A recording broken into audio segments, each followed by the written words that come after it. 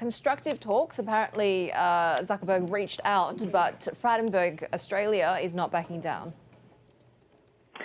That's right. The Australian Treasurer Josh Frydenberg appeared on Australian Broadcasting Corporation yesterday and disclosed that Zuckerberg had, as he said, reached out to talk about this code. And this, of course, is the proposed law in Australia that would force Facebook and Google to pay local publishers for news.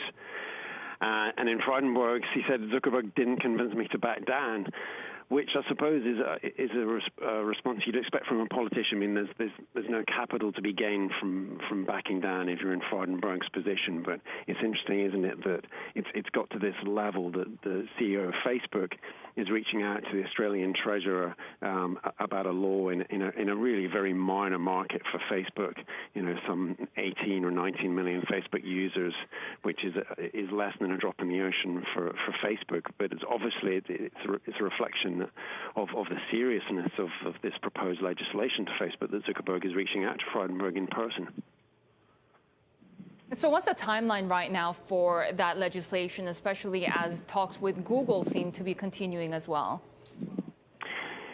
That's right. They're still in talks with Facebook and Google, but the timeline is not set in stone. Australian Parliament resumes sitting tomorrow, and this legislation is still being discussed by the houses in Australia, and indeed it's being discussed by a Senate committee, which is due to report on the 11th of February. So we've still got time to implement changes, but according to the draft anyway, this is what Facebook and Google oppose. So we're at a stalemate at the moment between the big tech giants and the Australian government.